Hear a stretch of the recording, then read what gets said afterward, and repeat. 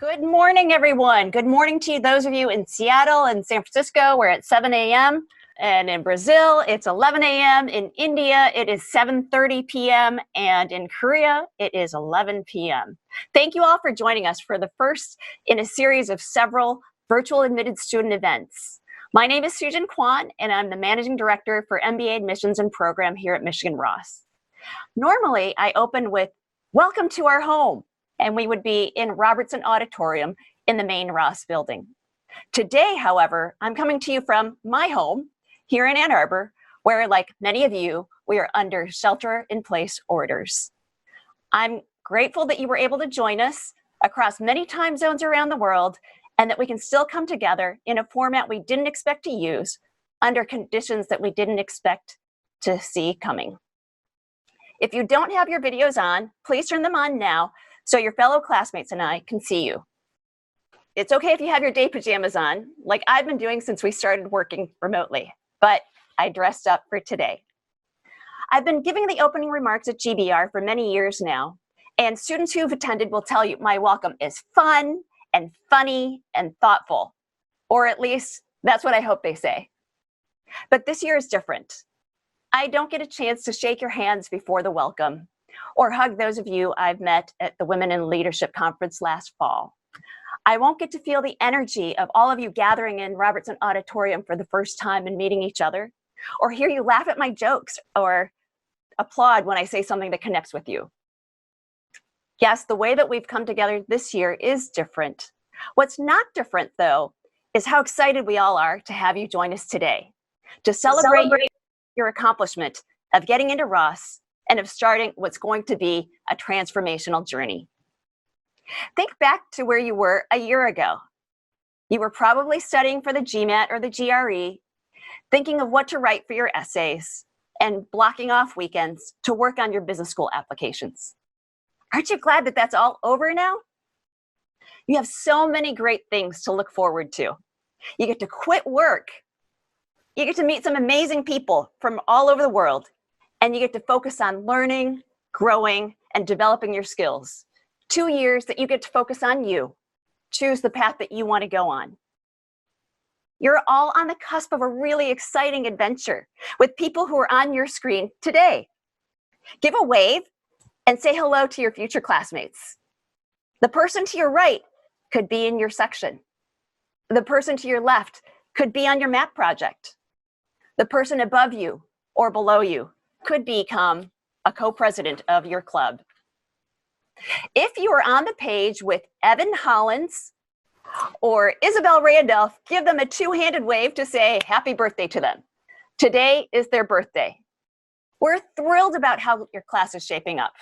The admissions team spent weeks working from home before pretty much everybody in the world had to work from home to review your applications and make tough decisions about whom to admit.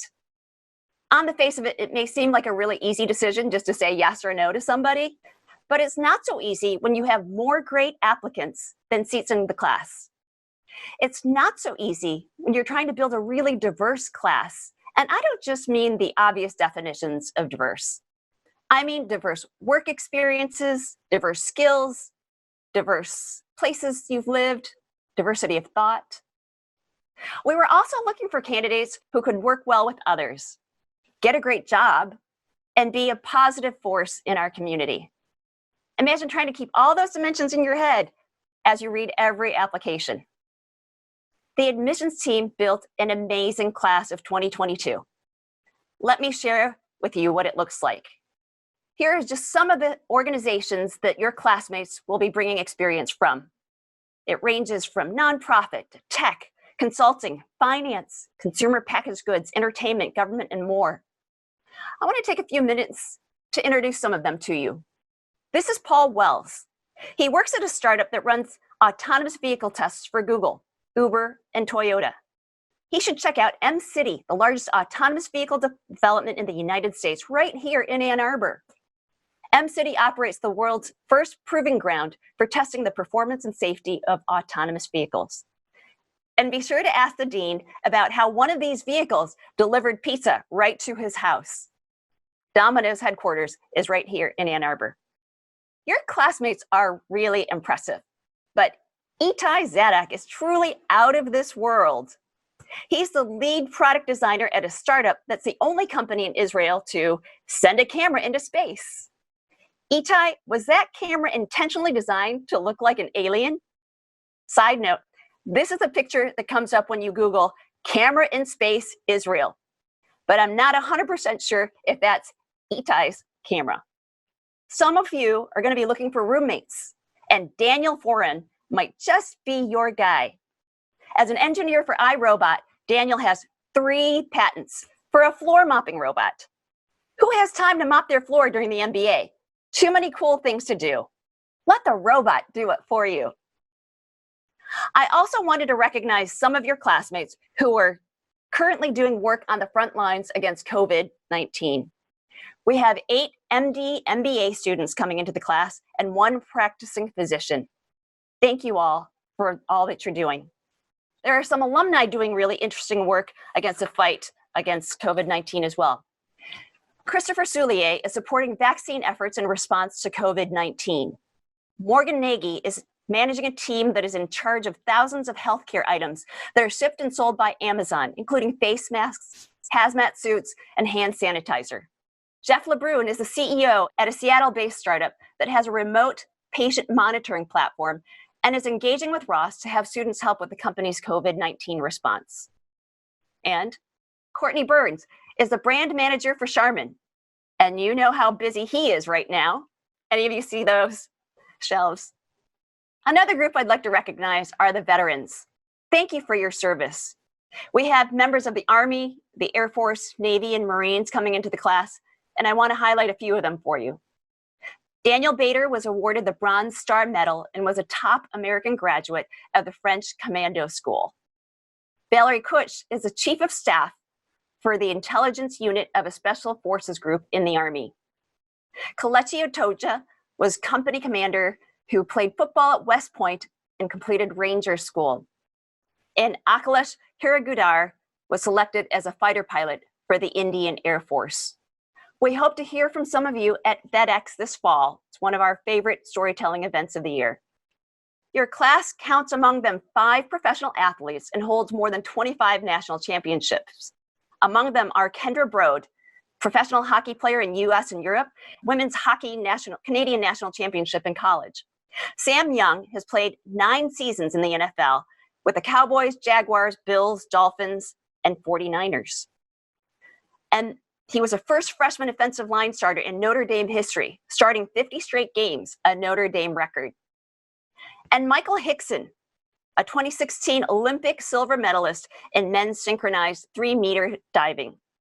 He's also the U.S. national team captain, 14-time U.S. national champion, and 3-time NCAA champion. There are also some musicians. This is Carnegie Hall. You know the old saying, how do you get to Carnegie Hall? Practice, practice, practice. Well, Eric Zorn has performed at Carnegie Hall not once, but twice. I'm not sure for what. And Andrew Kim had a YouTube a cappella group that transitioned to live touring and performed at Carnegie Hall, the UN, and on the Steve Harvey Show. Hey, Andrew, I'm curious, which of these gigs are you most proud of? I see you, Andrew. And Andrew, if you want to keep singing, maybe you can team up with David Lee. He's a K-pop band member that played at local bars in Seoul. I'll let you guess which one is David. Side note, last year we had a K-pop map project. If you're going to form a singing group, you have to invite Susie Choi and Vinayak Mishra. Susie is a math teacher who raps popular songs using math words to help students see math as fun. And Vinayak is the lead singer for his office band. Maybe Susie and Vinayak will want to take the stage with the Ross MBA band, Risky Business. But you'll have to audition. It seems there are a lot of MBAs and maybe a managing director who want to be rock stars.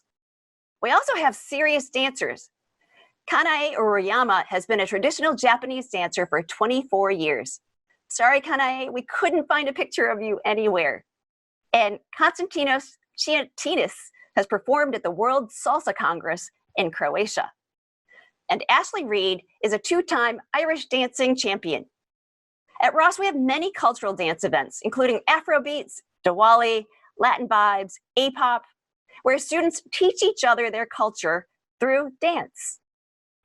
Side note for Ashley, St. Patrick's Day was canceled this year, so maybe you could help us out next year by starting an Irish dance event. Our students have other talents too. This is Rohan Pei.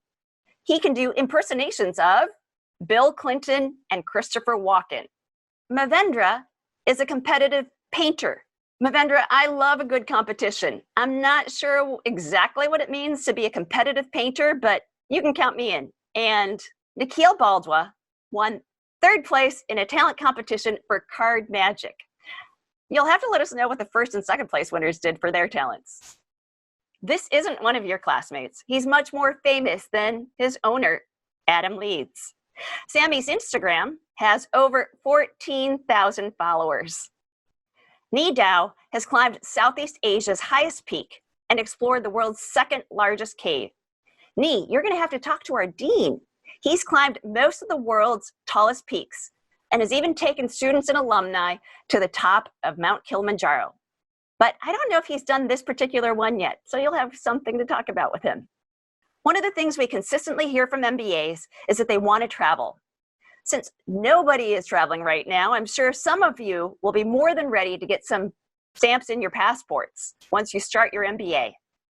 You'll find that not only will it be easy to find a travel buddy, you'll also have some impressive resources for travel advice in your class, both from classmates who hail from more than dozens of countries around the world, and those who already have a good start on their personal travel bucket lists, like Gian Maria Saracino, who has traveled to 46 countries across 5 continents. Gian Maria, I'm not sure which 2 you're missing, but Matt Cohen and Jacqueline Traeger have been to all 7 continents, so they might be able to help fill in some gaps for you. Choosing an MBA program can be a tough decision, especially when you have many good options to choose from.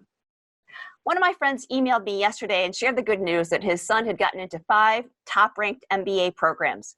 Ross was not one of them. He didn't even apply, so it wasn't hard. I didn't have to try to recruit him. And he asked for my advice. He said his son felt that School A was a more prestigious choice, but that School B's culture appealed to him more. His son asked him, would it be professionally irresponsible to choose School B over School A? So I asked him, what about the other 3 schools? They're all really great. He asked me, could you say 1 sentence about each school? And I told him, I wouldn't want to boil schools down to 1 or 2 sentences.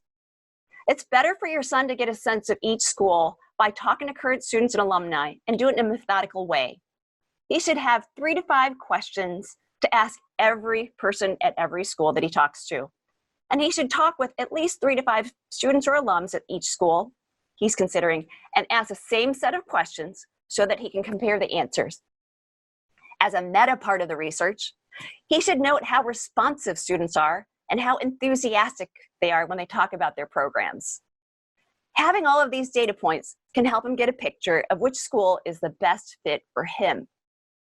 In the end, no one should go to a school that they feel like they should go to. I want to share with you my reasons for choosing Michigan Ross for my MBA 20 years ago. After getting my bachelor's degree from Yale and a master's in public policy from Harvard, I pursued what MBAs call a non-traditional career path. I worked in Washington, D.C. as a presidential management fellow. It sounds like a fancy background, right? But when I was ready to change careers and go into consulting, my fancy background landed me 0 consulting interviews. My fancy background landed me 0 consulting offers. So I decided to get an MBA. But where? There are so many great schools. So I created a handy-dandy spreadsheet. And here were my criteria. It must be highly ranked. It must support me making a career change from government into consulting.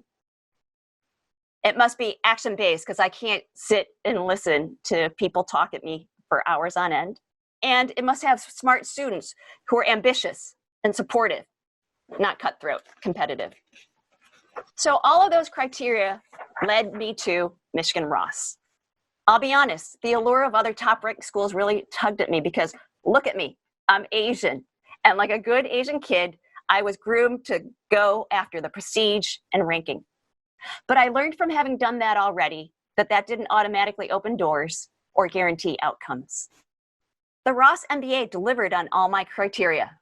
I landed a job at Deloitte Consulting in their strategy and operations practice, spent 5 years there, but found myself itching to do something that would have a positive impact on people and not just top lines and bottom lines. Serendipitously, I was recruited by a former Deloitte colleague to work in Ross Admissions, where I'd get to build the Ross MBA community and brand one decision at a time. Then 3 years ago, I was given the opportunity to shape and support the entire MBA experience from admissions through graduation. My team's charge is to build and cultivate a great student community and student experience. It's rewarding to see evidence of that daily. I see it when things do students that are personally challenging for them, like the former high school English teacher who took on the task for building a financial model for her MAP team, or the very reserved student who took on the challenge of sharing a very personal story in front of 400 people in Robertson Auditorium as part of Story Lab. They took on these challenges because they knew that they could take a personal risk, and if they failed, there would be people there to support them. I see it every day when students support each other when they're struggling academically, personally, or through recruiting. I see it when hundreds of students come to events like Food, Friends, and Culture that raise awareness, celebrate difference, and build bridges across differences. I feel it in the notes I've been getting daily from students who are asking how I'm doing and offering to help in any way that they can. I love this community. It's one of the reasons that I've stayed at Ross for 15 years. I've had opportunities to go to other schools, but there's no place that can connect with my heart like this place does. What I've learned from my personal and professional journey is that decisions should be made based on people, not places. Who you surround yourself with makes a difference in who you can be, what you can achieve, and how you're going to feel. That holds true for classmates, for friends, and even life partners.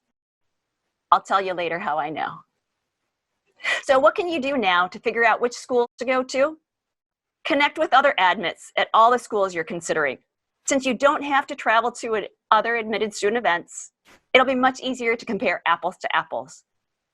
Many of you got a sense of Ross when you joined us for the team exercise and saw what kind of students it attracts. You also can get to know each other through Slack, Small World, and other virtual events. You should have your 3 to 5 questions and connect with 3 to 5 students from every school that you've been admitted to, and listen for the love. That should speak volumes about the experience at a school. Normally, the welcome would be followed by dinner at the Big House and a show by the Ross MBA band Risky Business, with a cameo by yours truly. But I'll leave you with the pictures from last year's events and promise you that if you come to Ross this fall, you'll have the opportunity to experience both for yourselves. Congratulations to making it to the start of an exciting new journey. We look forward to going on that journey with you this fall. It is now my pleasure to introduce to you our Dean, Scott DeRue. Prior to becoming Dean in 2016, Scott served as the Associate Dean for Executive Education and the Director of the Sanger Leadership Center. Since becoming Dean, he has led Ross to being named one of the most innovative business schools 3 years running. One of the things that you should know about Scott is that his research focuses on how leaders can adapt in times of change and innovate in the future. Incredibly relevant for the times we're in right now. And having been part of the Ross community for 20 years, I can tell you that Scott is unquestionably the person that I want leading us through these challenging times. He's visionary, innovative, forward-thinking, but importantly, empathetic and not afraid to make tough decisions. I'm proud to have Scott as our Dean, from my home to his. Here is our Dean, Scott DeRue. Excellent. Thank you, Sujan, very, very much. And welcome to all of you. I want to begin with an expression of gratitude as well as well wishes. The expression of gratitude. We have the most amazing MBA program team and admissions staff in the world. Can we all just collectively, the 353 people on this chat, can we give them a big round of applause? And you can, by the way, you can do that in a couple different ways. The chat function, which I see all sorts of conversation about dogs and Antarctica and all sorts of things down there. You can give them a big thank you. Or what I love is if you click on the reactions, you can give them a big applause in their window. And so just a huge thank you to our MBA team. They are remarkable. I also want to I love it. Look at all these thank yous coming in. It's amazing. By the way, if you are interested in getting to Antarctica, there's great advice in the chat here. Or if you want to, let's see which, yes. If you want to chat, this is the top of Antarctica right here. I'm happy to chat about how you get there. It's quite the adventure. I want to begin with well wishes for all of you.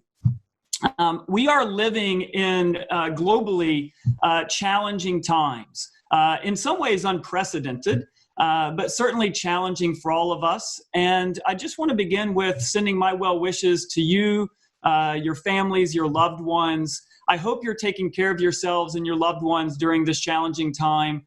I'm coming to you from my home office. If you saw my pup earlier with his Michigan jersey on, he was sending his Go Blue to all of you. But we're all trying to do our part and take care of our families, our colleagues, our communities. And I want to thank you for everything that you're doing. Our community at Ross has been remarkable during what is a pretty disruptive time. But most importantly, stay healthy and support each other. It's really been inspiring to see our community really come together during this moment. It's not easy. We miss each other. We miss the love and the spirit that is in the building every day. But nonetheless, we persevere. We're resilient in a strong community. But I wanted to just begin with well wishes to you and your families. I hope you're safe, healthy, and well during what is a challenging time. In my remarks this morning, or for some of you, evening, I just wanted to touch on a few things. If I was trying to think, if I was in your shoes, what would be the questions I would be asking? What would I want to learn about? And a few things came to mind. One is, what's the future hold? Business schools around the globe are either closed or they're remote like we are. And it's really an unprecedented time. And if I were in your shoes, I'd be thinking about what does the future hold in terms of what that experience is going to look like. I'd be thinking about what are some of the, everybody knows about the opportunities that come with an MBA, but are there challenges that come with getting an MBA during a moment like this? Punchline, this isn't our first time going through something like this. And I've been around for a while and can share experiences in that regard. And then, thirdly, why Ross in some basic sense, especially during a moment like this, but just generally as well. So those are the types of questions that I thought about that I thought I would speak to a little bit. If I don't touch on something that you're interested in, if you haven't figured this out about the Ross community or me personally, I am easily accessible. Feel free to call me, email me, you can tweet me, whatever you want to do. I'm happy to engage with you one-on-one and talk through whatever questions you may have about the school, about business education, MBAs, the business world, anything of that sort. So let me begin with just sort of a sense of what does the future hold, given COVID-19, all the uncertainties regarding the economy, et cetera. I mentioned it before. We've been here before. We've dealt with other pandemics. We've dealt with full-fledged recessions. Though, to be clear, I sit on the board of an organization called the Conference Board, which does a lot of the economic reports and consumer confidence indices, et cetera. And our chief economist is not predicting a full-fledged recession at this time. Whether they're right or wrong, we'll see. What they're predicting is a global slowdown, not a full-fledged recession. We've been through global slowdowns many times. But if I look at even recessions, if I look back to the early 2000s, if I look back to the 08-09 Great Recession, we've persevered through those. We've actually studied our students and alumni who have gone through those and getting their MBAs, and they're all doing beautifully and wonderfully, exceptionally well now. So I wouldn't let the short-term shocks of COVID-19 or any threat of a recession or a slowdown or anything of that sort impact what for you is really a long-term decision. The best investment you can make is in yourself. This week, I've had the opportunity to talk with some of our alumni, the Chief Operating Officer of Bank of America, the Chief Financial Officer of American Airlines, the CEO of Equinox and SoulCycle, the lead managing partner at 2 of the top consulting firms, the CEO of one of the largest alternative investment firms. And what has been remarkable, these are all alumni, and they're reaching out seeking counsel for certain things that they're going through because all of their businesses are challenged as well, just like I imagine the businesses that you're working in. But what's remarkable about each of these conversations is their first question is, how's the Ross School and how can I help? And it's that sense of community and commitment to each other that is true in the building every day, but is true globally across the alumni network. And to see our alumni network mobilize to help the school, to help our students, has been inspiring. And anytime we've gone through these challenges in the past, I've been at Ross for 13 years, been in business for many years. But in the last 13 years, what I've seen is anytime we go through challenges, how the community mobilizes to support each other and create opportunities and jobs and internships and ensure that you have every opportunity to achieve your hopes and dreams and aspirations. I don't know that there is another school out there that has that same strength of community where in times of need, our community becomes the positive light that shines the brightest. And that is really, really inspiring. So I know there's a lot of uncertainty out there and maybe for you, many questions. I actually am more inspired than I have ever been, just given how strong our community comes to each other in the spirit of helping. I mentioned earlier that we've studied our alumni who went through MBA programs during more challenging times like the dot-com bust, the Great Recession, et cetera. And as I said, all of them today are doing exceptionally well. What I would tell you is there's no bad time to get an MBA from a top school. There's no bad time. Because you're making a long-term investment. You're not making a 2-year decision. You're making a long-term investment and a lifetime decision. And if you look at the history of top MBA programs, not just Michigan Ross, but just top MBA programs generally, that is a good investment for you to make. So if that question's in your mind, in the short term, I understand the anxieties that can come with that. But in the medium and long term, there is no bad time to invest in yourself with an MBA from a top program. And the data backs that up. And at the same time, not only are you going to, get to work with companies, great internships, great jobs, all of that good stuff, but you're living your life. You're pursuing your dreams. And I've always believed that the only bad time to live your life and pursue your dreams is sometime in the future that you may never get to. And so I would encourage you to really take a step back and say, look, what is the long-term path that I want to be on, and how does this fit? And if all of you are here, you've already decided that this is the right decision for you, most likely. So I wouldn't let any of these short-term shocks sway you from that. Don't give up simply because of the short-term uncertainty. This is your life. This is your dream. And as I said, there's no bad time to invest in yourself. So let me go to a little bit just about Ross.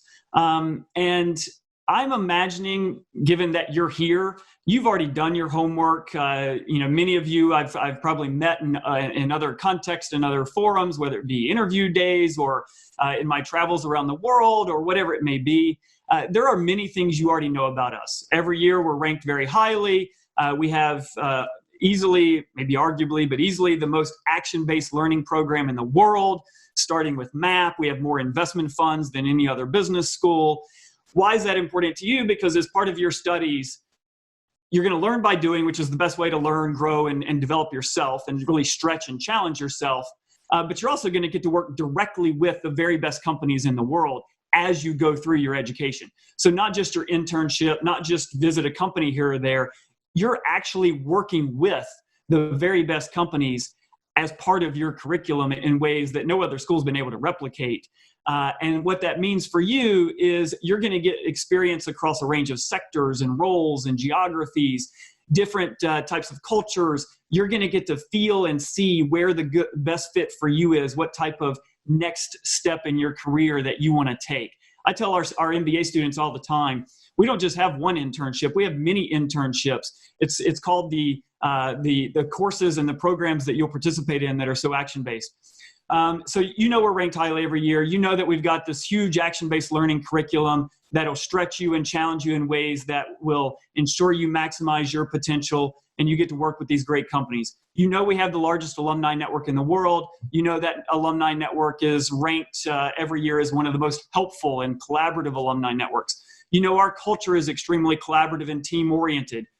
As I said, when we mobilize to help each other, nothing can stop us. We're one of the top schools in terms of career outcomes for consulting and tech and social impact and marketing and brand management, et cetera, et cetera. You know all of that. And so I'm not going to spend much time on that. What I'm going to spend a little bit of time on is what might actually be different about Ross in the next couple of years while you're here. Because if I were in your shoes, that's what I'd be thinking about. Because you do your homework on what exists today, but what you don't know is what's on the horizon. And what's to come. So I thought I would share just a few remarks around that. So as Sujin said, we're the only school that for the last several years has been ranked every year as among the top 10 most innovative business schools in the world. It's something I'm actually really proud of because it speaks to the commitment to innovation and culture of Michigan Ross. Because the world of business is changing. And if we're not changing how we prepare you, then we're not preparing you for that new world. And so we have to adapt and evolve as quickly as the world of business is to make sure that we're preparing you for that next generation of talent that the world of business needs. So I'm going to focus on 5 things that are common themes that are really core to our strategy, but give you a sense of new things that are on the horizon that you would get to be a part of. So let me double click on action-based learning. Everybody knows about MAP. Everybody knows about our investment funds, First Social Venture Fund, more investment funds than any school, et cetera, et cetera. What you may not know as much about, and you're going to learn more about when you get to interact with some of our students and faculty in other sessions like this, is our new Impact Studio. And I am so excited about this studio. There are no words that can express how excited I am. We actually built a design studio where we have faculty and students from across disciplines on campus. So business, policy, education, social work, engineering, architecture and urban planning, et cetera, all coming together and taking on the world's most important challenges of our moment: safe water, financial inclusion. And they're actually leveraging the research that's happening among our thought leaders and faculty on campus to design business solutions to those problems. And then they're not only talking about it, now we're actually going and doing it. So we just spun out a company called Blue Conduit that provides an AI-based platform for cities around the world to improve access to safe water. That's remarkable. It gives you a great leadership development experience, but now we're actually taking the intellectual property and the thought leadership of the University of Michigan and bringing it to the world where we're actually having a direct and immediate impact on the world. So inspiring. So the Impact Studio is one of the next evolutions of action-based learning that you'll get to be a part of. We just started it. It's brand new, and it'll take off beginning next year. Second thing, leadership and career development. Our Sanger Leadership Center is every year rated one of the top leadership programs in the world. Since 2008, it's been a top 5 every year in terms of leadership development. What I'm really excited about here is just this past year, we hired a faculty member, Professor Lindy Greer. We stole her from Stanford. She's top 40 in the world under the age of 40. Thinkers.org just named her one of the top 30 new thinkers in the world. She's amazing. She is easily recognized as one of the foremost thought leaders on how do you build startup teams, how do you develop leaders in really dynamic environments like technology and startups, et cetera. And so, she's in high demand, obviously. So we hired her, and she's our new faculty director for the Sanger Center, and she is working with Sujin and Associate Dean Brad Kalali and the team on really elevating the leadership development opportunities that you have as students, both inside the classroom and outside the classroom. And we're already ranked to top 5, but they're already thinking about what is the next generation of those leadership development opportunities, like Story Lab, like the Impact Challenges, like our Crisis Challenge, and how do we take that to the next level? And so if you're looking to stretch yourself and challenge yourself to become the leader that you aspire to be, there's not a better school. And Lindy and the Sanger team are on the forefront of that. And you've got really exciting things coming down the path there. Third, let me talk about entrepreneurship.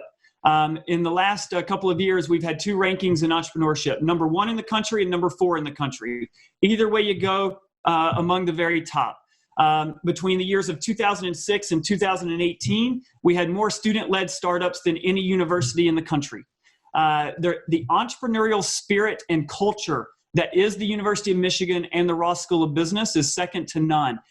And what's cool about this is you have a top 5 engineering school, a top 5 data science program, every one of the 7 health science schools, if you're interested in health and wellness, is in the top 5.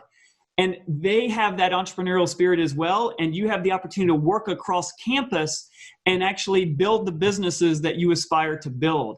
Hot off the press, we just secured a $5 million gift to strengthen our accelerator. And so not only will you have the entrepreneurship curriculum and the courses and all those experiences, but now we have arguably one of the country's best accelerators that will give you the opportunity to take your business with your team and actually give you the resources, the investment capital, the mentorship, coaching, et cetera, and space to actually work and build your business. Super excited about the Desai Accelerator and what's to come there. Bharat Desai and his family are the primary funders of that. And if you don't know the Desais, they just sold their family business for about $2.3 billion. So not a bad day, if you ask me. So first was Action-Based Learning Impact Studio. Second, leadership. Third, entrepreneurship. Let me go fourth in terms of technology. We just launched an initiative that's in the fintech space. I've got financial services companies coming and saying, look, we can find people who understand fin, but they don't understand tech. We can find people who understand tech, but they don't understand fin.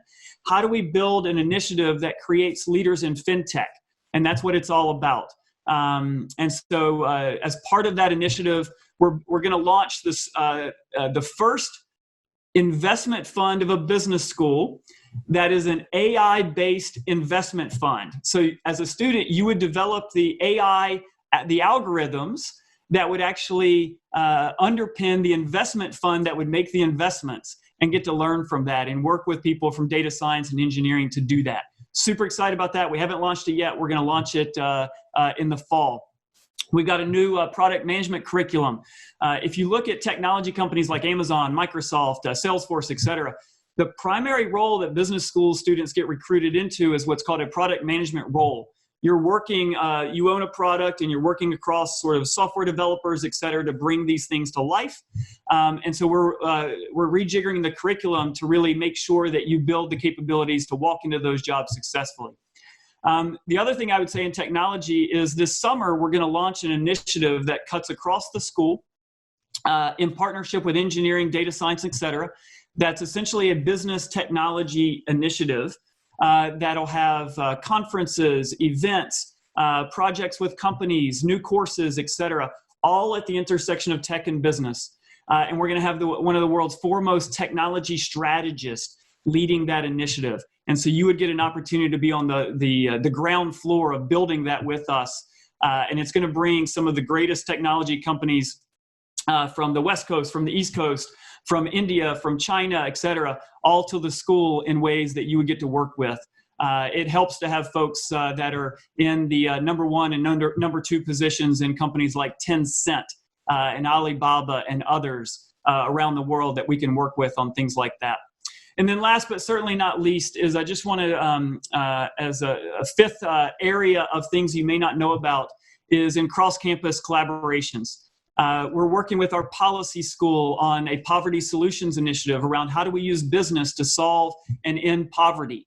We're working with urban planning and architecture to launch a new real estate initiative. We just secured about a month ago a $10 million gift to help us elevate our real estate programs in partnership with urban planning. And for us, that's about alternative investments. And so think private equity, real estate. So we're going to make some big moves there. And then what I'm really excited about, and I hinted at this earlier, is the partnerships we have in the health schools and the Life Sciences Institute at the intersection of business with health and wellness. Really excited.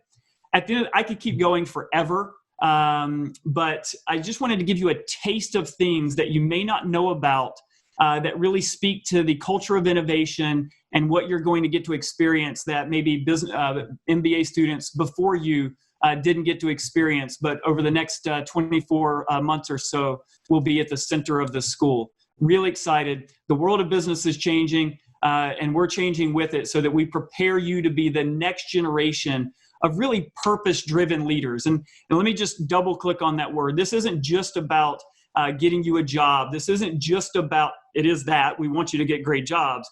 It isn't just about your early career success. What we are really focused on is purpose-driven leadership talent where over the course of your career, you will make a positive difference in the world through business. That's what we're focused on, okay? And so if that appeals to you, there's no better school for you. And I'll end by saying I'm inspired. I'm inspired by you. I'm inspired by our community. I'm inspired by how we come together. And I hope you're inspired by our commitment to you because I don't think there's a school out there that has as much care, love, and commitment to its students than Michigan Ross. And forever, always, go blue. I hope to see you on campus in the fall. We expect to be back on, hopefully everything in terms of COVID calms down. That's our expectation. We're working towards everybody being back on campus in the fall. And I can't wait to shake your hands, give you high fives, and a big go blue. Thank you very, very much. Thanks, Dean DeRue. We won't have to do the elbows, hopefully, when we see each other next time. I am so inspired every time I hear our dean speak. I learn about new things that are happening in the school. When I said we're innovative, he really drives the innovation bus. We are doing things all the time that are new and exciting, and we couldn't be more excited to have you join us this fall to be part of it. So our next speaker is an MBA 2 who will be graduating this year. Every day I get to work with really smart, interesting students who I truly believe are going to change the world, and Kristen Sock is one of them. But one thing that I really love is that students tell me they can bring their whole selves to Ross, and it's an environment that allows them to be who they truly are. For Kristen, singing is very much a part of who she is. She's in our band, Risky Business, and lately she has taken to singing in isolation to help bring her classmates, friends, and family closer together. So she's been singing on social media, on Instagram and Facebook every day, and she has took requests. So I put one in early on, and I asked her to sing Ribbon in the Sky by Stevie Wonder, and she did. I was so excited. She's truly a joy to be around and someone I admire greatly. She's going to be sharing a little bit about why she chose Ross with you. Here's Kristen. Hi, everyone. Thank you so much for being here today and joining us for this call. I know it was difficult to get you away from watching Tiger King to hop on the call and learn more about why Ross is so incredible. So when I look back on the last 2 years that I spent at Ross, it has been amazing the things I'm able to accomplish because of my Ross family. I've been able to work as an innovation fellow for a top professor and researcher at our school and help advise businesses on creating innovative cultures. I've been able to study abroad in Germany and France and learn about the European business environment. And I've also landed my dream consulting job at my dream firm and my dream location of Atlanta, Georgia. So when they say go blue, go anywhere, they really mean it. But when I think about 2 years ago when I was in your shoes, or I guess your pajamas, because I know you're in your pajamas right now, I had a criteria of things that I wanted to get out of the business school experience. And so I had the basics, of course. I wanted a great faculty. I wanted academic rigor. I wanted a strong brand and reputation. And of course, Ross had all those things to offer. But there were two things that I wasn't sure that I could get just anywhere. So the first of those would be finding an environment going to both simultaneously challenge and support me. And I really wanted to hone some presentation and storytelling skills that were going to help me be a really strong consultant. The second thing I wanted was a really great personal and professional network. I went to Wharton undergrad, so I had made some great friends, but I wasn't satisfied with my professional network. So when I started looking at MBA programs, it was important to me that I was going to leave with a strong group of friends that I could count on for career support and offer that in return for the rest of our lives. Well, let me tell you how Ross delivered on both of those. So when I first set foot on campus, I decided to sign up for a national case competition. I figured that would be a great way for me to build my presentation skills and get comfortable pitching big ideas to very important people. It seemed like it wasn't going to be that scary until I got to the convention center the day of the competition and saw that there were hundreds of people participating. And I had a bit of a meltdown, I'm being honest. But luckily, my Ross teammates banded together and helped me build my confidence and hone my presentation. And by the time we pitched, we ended up wowing the judges and winning first place and a $25,000 check. Like one of the giant cardboard checks. I have it in my list. Not here, but I do have the check still because I'm a hoarder. Anyway, okay, that's neither here nor there. And the other thing that came out of this was I became best presenter. Like I won a big award for that. And I never would have been able to achieve that without my Ross family. Now let's talk about that network. So it's so easy to make friends at Ross. Like you can make friends in your classes and clubs, at tailgates. That part is so easy. But they're extremely supportive. Like they'll help you prepare for your interviews, they'll case you, they're there to offer you support, like if you're struggling in a class. So they're a very special group, but they really went above and beyond when things got difficult for me personally. Last October, I had a horrible month. I ended up losing my grandmother and my uncle in the same month. And my Ross family showed me nothing but love. They sent me flowers, they dropped off groceries from Trader Joe's, they showed up at my house just to keep me company, and they secretly fundraised to donate money to a nonprofit of my choosing in honor of my lost relatives. It was in that moment that I realized my Ross family came to support me in ways that people didn't, that had known me for decades. And that's when I knew for sure that I had the right place. So in summary, I hope you all can see how Ross has helped me become the person and the professional that I've wanted to be, and also has given me an incredible personal and professional network, and now a family that I know I'll stay in touch with for the rest of my life. As a matter of fact, we have a Zoom spa day on Monday. I've got to get my face mask ready. So guys, I really hope that you are excited about this Ross acceptance. You're recognizing what a big deal it is, that you're taking time to celebrate that. And thank you so much for listening. Go Blue! Thanks, Kristen. I'm loving seeing all of the chat comments. You guys are looking for merch. You're excited about Tiger King. You're excited to see each other. That's really great. And that's what this is about being part of a community that really likes and wants to be with each other. And that's one of the things that makes me love coming to work every day, that I have a team, I have students, I have faculty and leadership that are so excited to do what we do and to be together to do it as a team. I want to thank all of you for joining us for part 1 of our virtual admitted student events. Tune in next Saturday at the same time for a live session showcasing action-based learning at Ross with Associate Dean Kalali and Professor Eric Schwartz. Also, look out for virtual admitted student chats with alumni in April, featuring incredible alums in senior roles across a variety of industries. So until then, stay safe, be healthy, and go blue. Thanks so much for joining us. Congrats, everyone. Bye.